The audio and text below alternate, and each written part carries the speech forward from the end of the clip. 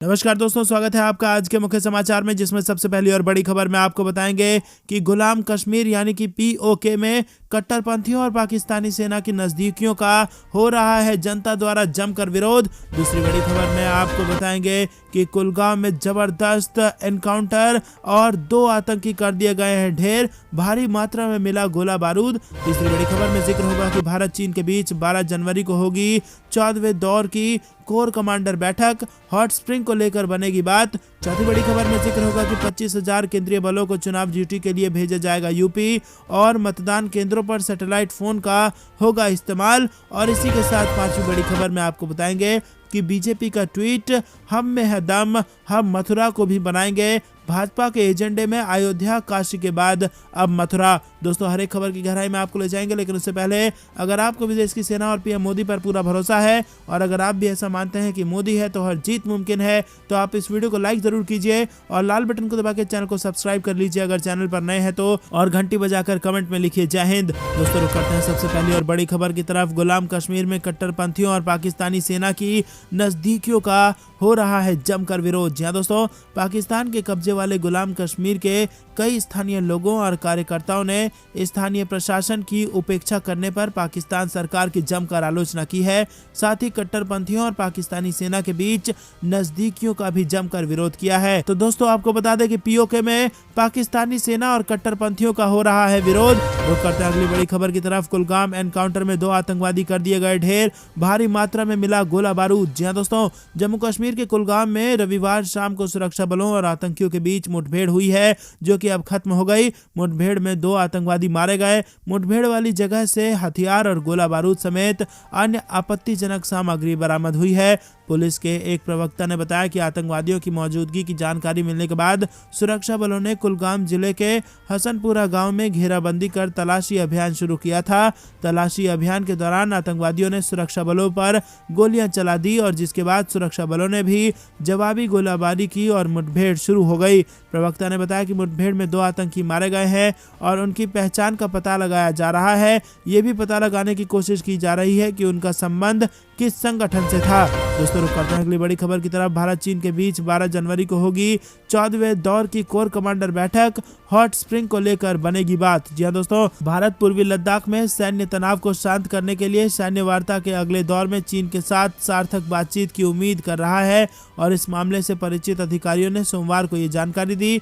भारतीय और चीन सैन्य कमांडर 12 जनवरी को वास्तविक नियंत्रण रेखा के चीनी पक्ष की तरफ चुशुल मोल्डो मीटिंग पॉइंट पर सीमा तनाव को कम करने के लिए 14वें दौर की बातचीत करते समय हो रही है, जब एलएसी पर विवाद स्थलों पर दोनों देशों ने फ्रंटलाइन सैनिकों को तैनात किया हुआ है। रुक करते हैं अगली बड़ी खबर की तरफ। 25,000 केंद्रीय बलों को चुनावी ड्यूटी के लिए भेजा जाएगा उत्तर प्रदेश, और इन मतदान केंद्रों पर सैटेलाइट फोन का होगा इस्तेमाल। जी हां दोस्तों, आपको बता दें कि ADG law and order Prashant Kumar ने कहा कि राज्य में 29,138 मतदेय स्थल संवेदनशील हैं। प्रदेश में शांति व्यवस्था बनाए रखने के लिए 225 कंपनी अर्धसैनिक बलों को तैनात किया जाएगा। केंद्रीय अर्धसैनिक बलों में लगभग 25,000 कर्मियों को तैनात करने का आदेश दिया गया है, और 150 कंपनी बल 10 जनवरी से तैनात हो जाएंगे। बाकी 75 कंपनी बल 20 जनवरी को प्रदेश में पहुंचेगा। प्रशांत कुमार रविवार को मतदान के दौरान किए गए सुरक्षा इंतजामों के सिलसिले में पत्रकारों से बातचीत कर रहे थे। उन्होंने कहा कि चुनाव में सुरक्षा के मद्देनजर 109 drone, 168 river boat, 420 portable CCTV कैमरे, 563 स्टिल कैमरे, 492 वीडियो कैमरे व 3,573 बॉडी वॉर्न कैमरों का इस्तेमाल किया जाएगा, और साथ ही सी प्लान ऐप के जरिए जनता से त्वरित संवाद भी किया जाएगा। दोस्तों, रुक करते हैं अगली बड़ी खबर की तरफ। भाजपा के एजेंडे में अयोध्या और काशी के बाद मथुरा। बीजेपी का ट्वीट, हम में है दम, हम मथुरा को भी बनाएंगे। जी हां दोस्तों, आपको बता दें कि एक समाचार चैनल के कार्यक्रम में मुख्यमंत्री योगी आदित्यनाथ ने कहा कि जिसमें दम होगा वही मथुरा को बनाएगा। हम में दम है, मथुरा को बनाएंगे, जैसे अयोध्या में भव्य राम मंदिर बनाया। उत्तर प्रदेश भाजपा ने इस बयान को अपने ट्विटर हैंडल से ट्वीट किया तो कयास लगाए जाने लगे कि भाजपा के एजेंडा में अब अयोध्या, काशी के बाद मथुरा है, और साधु संत इस बयान का स्वागत कर रहे हैं। मथुरा को लेकर लगातार सामने आ रहे ट्वीट और बयानों के बाद कुछ लोग इसे विधानसभा चुनावों से जोड़कर देख रहे हैं। लोगों का मानना है कि भाजपा किसान आंदोलन के बाद खुद को बैकफुट पर देख रही है, जिसकी वजह से अब मथुरा का मुद्दा उठाया जा रहा है। मथुरा के जरिए भाजपा विधानसभा चुनाव में लोगों के बीच अपनी छवि हिंदुत्व वाली दिखाना चाहती है और इस ट्वीट के सामने आने के बाद कुछ लोग मुख्यमंत्री के मथुरा से चुनाव लड़ने की चल रही संभावनाओं से भी जोड़कर देख रहे हैं। राजनीति के जानकार मथुरा के मुद्दे को उछालने के पीछे वजह पश्चिमी उत्तर प्रदेश में किसान आंदोलन के कारण कमजोर हुई पकड़ को पुनः भाजपा द्वारा बनाए रखने में देख रही है और 2017 में पश्चिमी उत्तर प्रदेश की 126 सीटों में से भाजपा को 109 सीटें मिली थी और यही वजह है कि भाजपा इन सीटों पर कब्जा करने के लिए मथुरा के मुद्दे को हवा देने में लगी है। जानकारों का मानना है कि मथुरा के मुद्दे के जरिए भाजपा न केवल विधानसभा चुनाव बल्कि लोकसभा चुनाव को भी लड़ना चाहती है। मथुरा की सीमा राजस्थान और हरियाणा से भी लगी है। इसके अलावा मथुरा में हर साल बड़ी संख्या में श्रद्धालु है। ऐसे में अगर भाजपा इस मुद्दे के जरिए लोगों को अपने से जोड़ पाई तो उसे फायदा हो सकता है। रुक करते हैं अगली बड़ी खबर की तरफ। हम जनता के हित में काम करेंगे,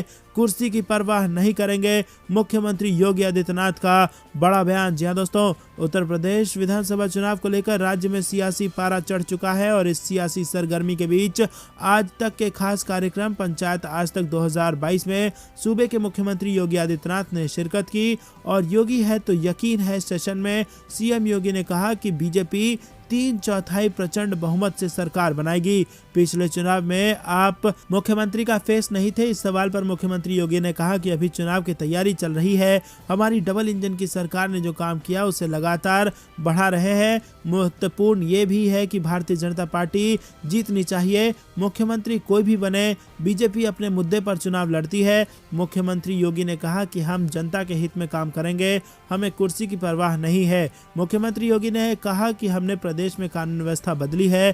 पहले प्रदेश में क्राइम की बड़ी बड़ी रिपोर्ट सामने आती थी और कैराना में लोगों का पलायन होता था। अब वहां लोग वापस आ रहे हैं। हमने प्रदेश में सुरक्षा देने का माहौल बनाया है। हर नागरिक बेटी गरीब को सुरक्षा दी है और पहले जो माफिया थे उनके खिलाफ बुलडोजर चला है और आगे भी चलेगा। किसानों के मुद्दे पर मुख्यमंत्री योगी आदित्यनाथ ने कहा कि किसान के उत्थान के लिए जो काम मोदी सरकार में हुए वो कभी नहीं हुए। किसान सरकार से बिल्कुल नाराज नहीं है और प्रदेश के जो किसान पलायन कर रहे थे वो वापस लौट रहे हैं। गन्ना किसानों के हित में कई काम हुए हैं और उनके बकाये का भुगतान किया गया है। कई बंद शुगर मिल चालू हुई हैं और वहीं राकेश टिकैत की काट पर मुख्यमंत्री योगी आदित्यनाथ ने कहा कि हम अपने मुद्दे पर चुनाव लड़ रहे हैं। हम उसके लिए प्रतिबद्ध नहीं जो हर जगह सौदेबाजी कर रहे हो। हमारी जवाबदेही जनता के प्रति है। दोस्तों रुक करते हैं अगली बड़ी खबर की तरफ। स्वास्थ्य मंत्री ने राज्यों से कहा ऑक्सीजन पर नजर रखें, तेजी से बदल रहे हैं हालात। जी हाँ दोस्तों, केंद्रीय स्वास्थ्य मंत्री मनसुख मांडविया ने शुक्रवार को राज्यों और केंद्र शासित प्रदेश को मेडिकल ऑक्सीजन के संबंध में इंफ्रास्ट्रक्चर पर नजर रखने की सलाह दी। वहीं स्वास्थ्य मंत्री की ये सलाह ऐसे समय में आई है जब देश में ओमिक्रॉन वेरिएंट के चलते कोविड-19 संक्रमण के मामले में भारी उछाल देखा जा रहा है और वहीं 5 राज्यों और 1 केंद्र शासित प्रदेश के साथ एक कोविड-19 समीक्षा बैठक को संबोधित करते हुए मांडविया ने अपने समकक्षों से ये सुनिश्चित करने का आग्रह किया है कि सभी प्रकार के ऑक्सीजन बुनियादी ढांचे की जांच इस तरह की जाए कि ये चलने की स्थिति में हो। दोस्तों रुक करते हैं अगली बड़ी खबर की तरफ। राजनाथ सिंह के बाद अब जेपी नड्डा कोरोना पॉजिटिव, संपर्क में आए लोगों से की बड़ी अपील। जी हाँ दोस्तों, आपको बता दें कि रक्षा मंत्री राजनाथ सिंह के बाद अब भारतीय जनता पार्टी के राष्ट्रीय अध्यक्ष जेपी नड्डा कोरोना से ट्वीट कर ये जानकारी दी। जेपी नड्डा ने खुद को घर पर ही आइसोलेट कर लिया।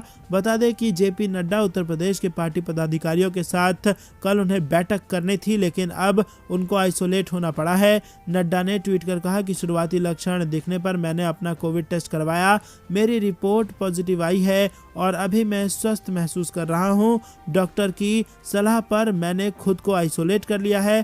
पिछले कुछ दिनों में जो लोग भी मेरे संपर्क में आए हैं उनसे अनुरोध है कि अपनी जांच जरूर करवा ले। दोस्तों रुक करते हैं अगली बड़ी खबर की तरफ। इजराइल ने ईरान को फिर धमकाया, बोला हम एक्शन के लिए हमेशा स्वतंत्र। किसी समझौते से नहीं बंधेंगे। जी हाँ दोस्तों, इजराइल ने ईरान को धमकी देते हुए कहा कि हम किसी भी परमाणु समझौते को मानने के लिए बाध्य नहीं हैं। अगर हमें कोई भी खतरा दिखाई देगा तो हमारे पास कार्रवाई करने का अधिकार सुरक्षित है। ऐसे में ईरान और पश्चिमी देशों के बीच जारी परमाणु सुरक्षा समझौते पर फिर से पानी फिरने के आसार हैं। उधर ईरान ने भी धमकी दी है कि अगर इजराइल कोई कार्रवाई करता है तो उसे भारी कीमत चुकानी पड़ेगी। दोस्तों, रुक करते हैं अगली बड़ी खबर की। अमेरिका की चेतावनी, यूक्रेन पर हमला किया तो तबाह होगा रूस और दोनों देशों के शीर्ष कूटनीतिक अधिकारियों की होगी बैठक। जी हां दोस्तों, अमेरिका ने रूस को चेतावनी दी है कि अगर उसने यूक्रेन पर हमला किया तो उसे आर्थिक रूप से तबाह कर दिया जाएगा। यूक्रेन पर तनाव के बीच सोमवार को जिनेवा में अमेरिका व रूस के शीर्ष कूटनीतिक अधिकारियों की बैठक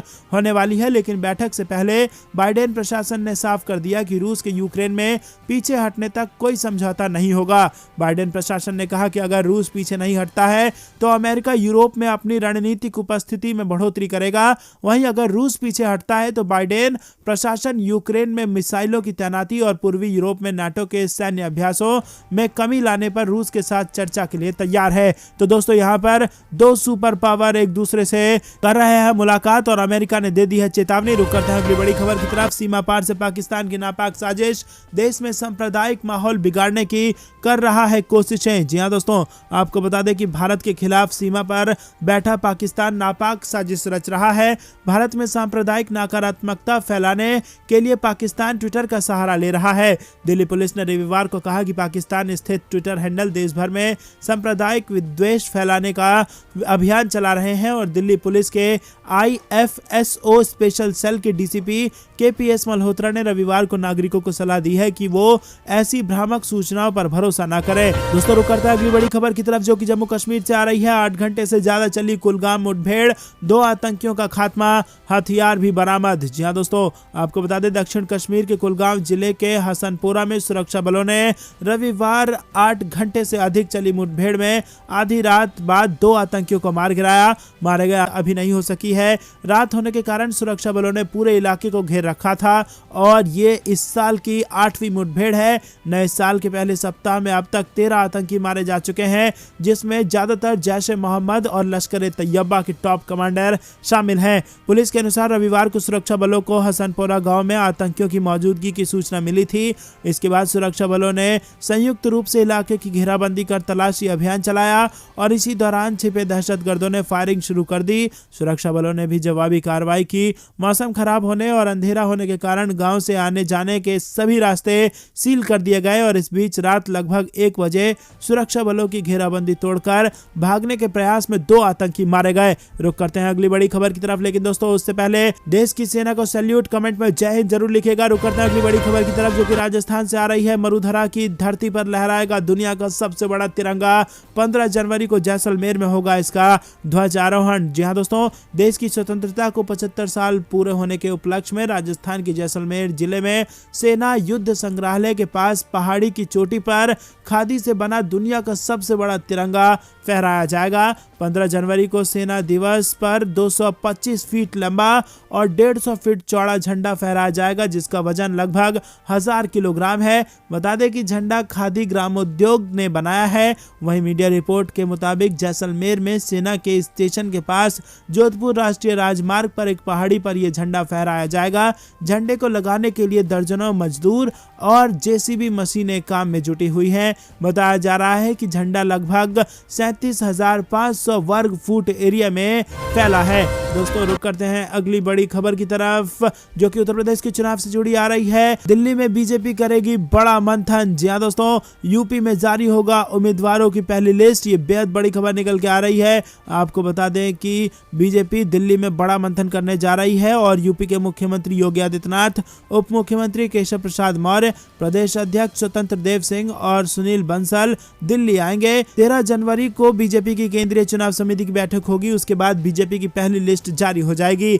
बीजेपी यूपी में महा जनसंपर्क अभियान शुरू कर रही है। चुनाव आयोग के निर्देशों और कोरोना नियमों को ध्यान में रखकर पार्टी के सभी कार्यकर्ता और नेता घर घर जाकर मतदाताओं से मुलाकात करेंगे और 5-5 सदस्यों की टीम घर घर जाकर लोगों से मुलाकात करेगी। उत्तर प्रदेश में 10 फरवरी को पहले चरण के मतदान होंगे और दूसरे चरण में 14 फरवरी को उत्तर प्रदेश के दूसरे चरण और पंजाब में 1 चरण का मतदान, उत्तराखंड में भी 1 चरण का मतदान मतदान और गोवा में भी 1 चरण का मतदान पूरा हो जाएगा। रुक करते हैं अगली बड़ी खबर की तरफ, जो कि मौसम विभाग से आ रही है। बिहार, झारखंड और पश्चिम बंगाल में येलो अलर्ट जारी, भारी बारिश होगी। जी हाँ दोस्तों, आपको बता दें पहाड़ी राज्यों में बर्फबारी और मैदानी इलाकों में बारिश से मौसम में वही जम्मू कश्मीर के श्रीनगर से लेकर राजस्थान के सीकर तक सर्दी का सितम जारी है। दिल्ली में बारिश हो रही है तो झारखंड, यूपी, बिहार सहित कई राज्यों में बारिश के आसार हैं। वहीं आपको बता दें मौसम विभाग ने दिल्ली में हल्की फुल्की बारिश और मध्यम कोहरे के साथ दिन भर आसमान पर बादल छाए रहने का अनुमान व्यक्त किया है।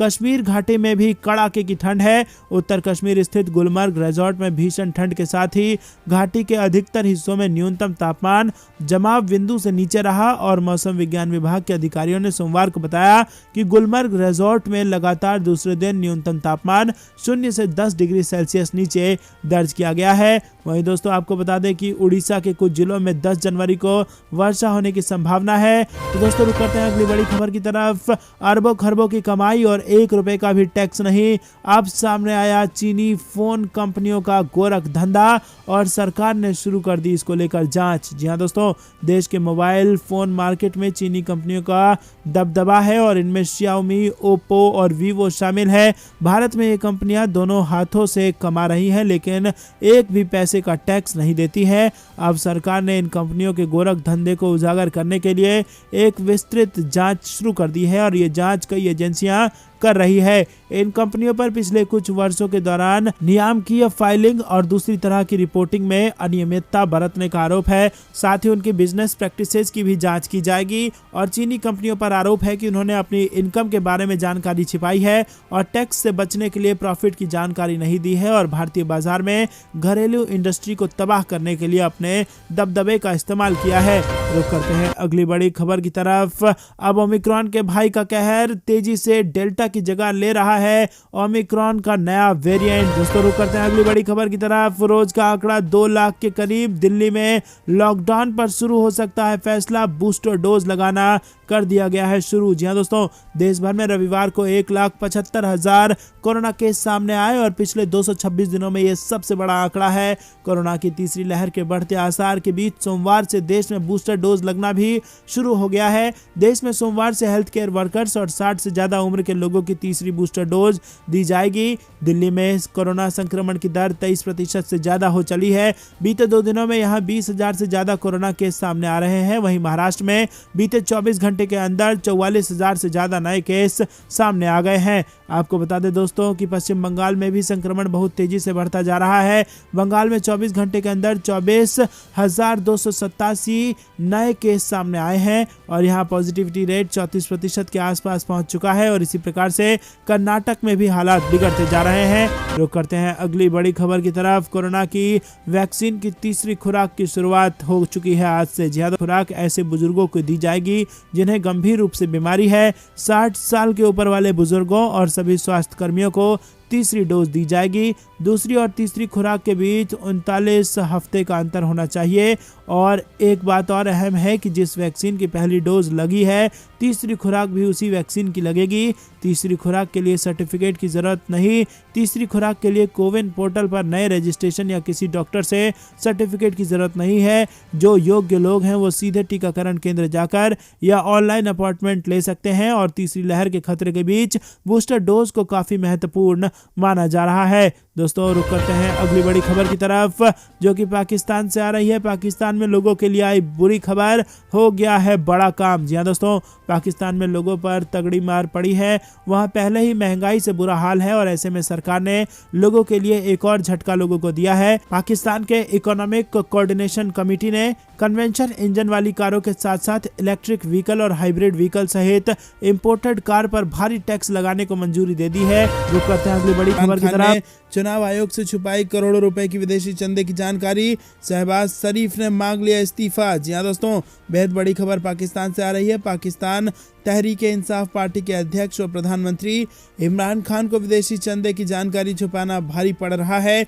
चुनाव आयोग की रिपोर्ट के बाद मामला मुल्क के सामने आ गया है, जिसके बाद पाकिस्तान में सियासत तेज हो गई है। पाकिस्तान मुस्लिम लीग नवाज के अध्यक्ष शहबाज शरीफ ने इमरान खान पर कई आरोप लगाते हुए कहा कि जो व्यक्ति गलत साक्ष्य पेश करता है उसे संवैधानिक पद पर नहीं रहना चाहिए। उन्होंने इमरान खान से इस्तीफे की मांग कर दी। रुक करते हैं अगली बड़ी खबर की तरफ। सेना और न्यायपालिका में टकराव, अब सेना पर सचमुच नकेल कसेगा कानून। जी हाँ दोस्तों, पाकिस्तान में ये बड़ा भूचाल होने जा रहा है और अब सेना पर भी कसने जा रहा है शिकंजा। जी हाँ दोस्तों, पाकिस्तान में न्यायपालिका सेना से टकराव के रास्ते पर बढ़ रही है और पर्यवेक्षक इस पर सेना की प्रतिक्रिया पर नजर रख रहे हैं। और अब एक ताज़ा घटनाक्रम में इस्लामाबाद हाईकोर्ट ने नौसेना के नाकायन क्लब और फार्म हाउस को गिराने का आदेश दिया है। और हाईकोर्ट ने कहा कि क्लब और फार्म हाउस का निर्माण नेशनल पार्क के अंदर किया गया है, जो कि गैर कानूनी है। तो दोस्तों, सीधा सीधा सेना से पंगा ले रही है कोर्ट और कानून की गिरफ्त में होगी पाकिस्तान की सेना। ये बड़ी खबर